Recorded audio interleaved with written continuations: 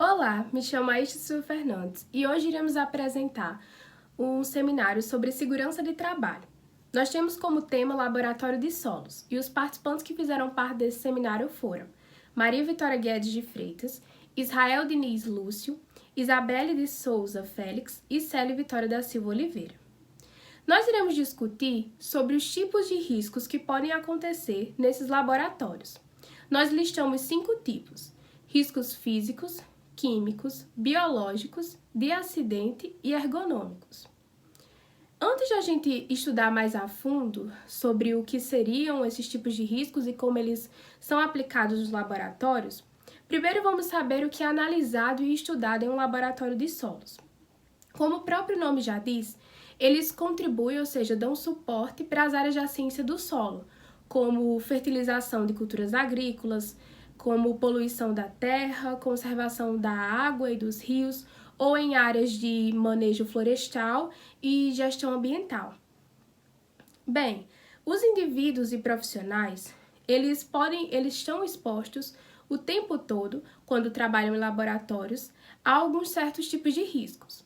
Hoje irei falar sobre os riscos químicos e como os profissionais conseguem se expor, eles são expostos a agentes que podem ser penetrados pela pele, ou por ingestão, ou por vias respiratórias.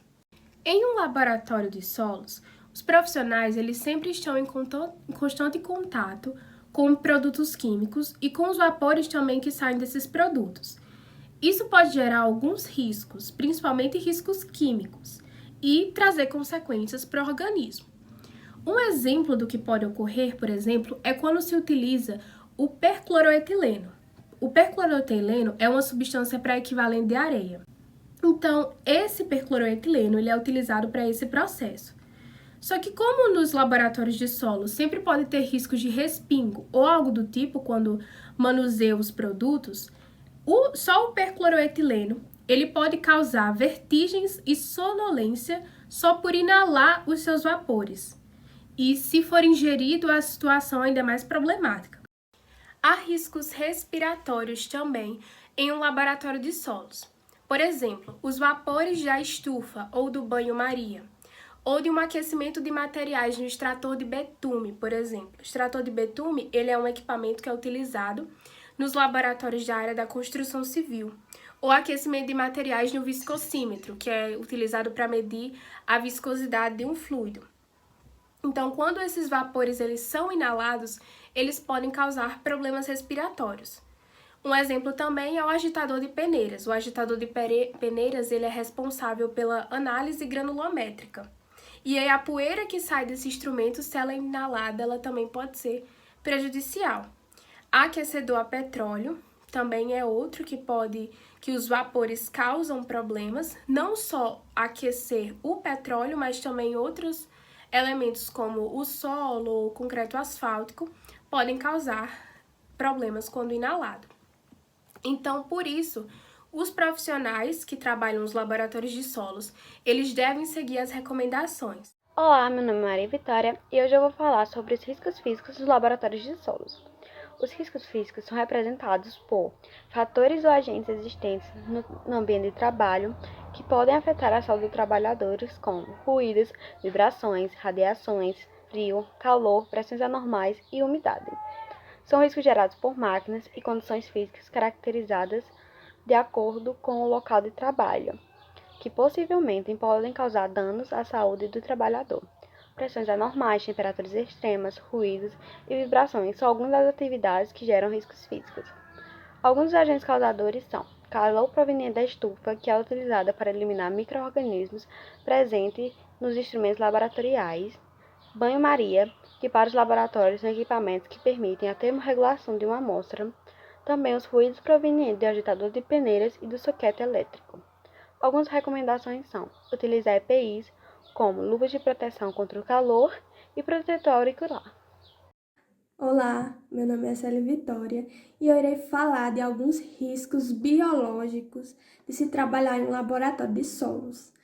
Primeiramente, eu irei falar o que são riscos biológicos, o que são considerados esses riscos biológicos.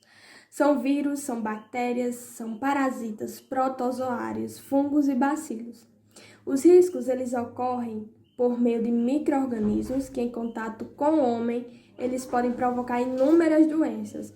E, normalmente, os trabalhadores que trabalham no laboratório de solos, eles são infectados por mosquitos, bactérias e animais, né? Já infectados com a doença. O tetano é uma infecção grave e aguda. Ela entra no organismo através de ferimentos, por meio de ferros enferrujados velhos e outros exemplos. Outra doença é a brucelose. A brucelose ela é transmitida de animais. Ela é uma infecção bacteriana e ela causa dores articulares e musculares, febres, perda de peso e fadiga. Temos também a febre amarela. A febre amarela é transmitida por mosquitos, também infectados. E por último, temos o carbúnculo. O carbúnculo é uma doença bacteriana rara, mas ela também é bastante grave. E normalmente os humanos são infectados por animais que já têm a doença. Como prevenir essas doenças, essas infecções biológicas no laboratório de solos? Primeiramente e essencialmente, se deve o uso de EPI. Também temos outros métodos de prevenir esses acidentes, essas doenças biológicas, que é a limpeza, a desinfecção, esterilização, descontaminação e a antissépsia dos materiais utilizados por esses trabalhadores e os EPIs também, né? Olá, meu nome é Isabelle e eu vou falar um pouco sobre os riscos de acidentes. Os riscos de acidentes são as situações no ambiente de trabalho com potencial de causar dano, seja ele instantâneo, material ou pessoal, aos quais os trabalhadores estão expostos. Esses riscos eles podem se dar através de vários fatores, como, por exemplo, perigo de incêndio ou explosão do cilindro de gás, queda de materiais, que isso pode acontecer devido a acidente ou desleixo de alguns profissionais, e acabam acarretando em quedas de materiais.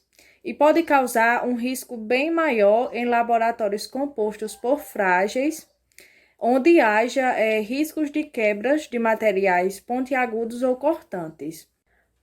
Uso incorreto de aparelhos. Pode ser que a pessoa não tenha capacitação ou prática para manusear os aparelhos. Arranjo físico inadequado.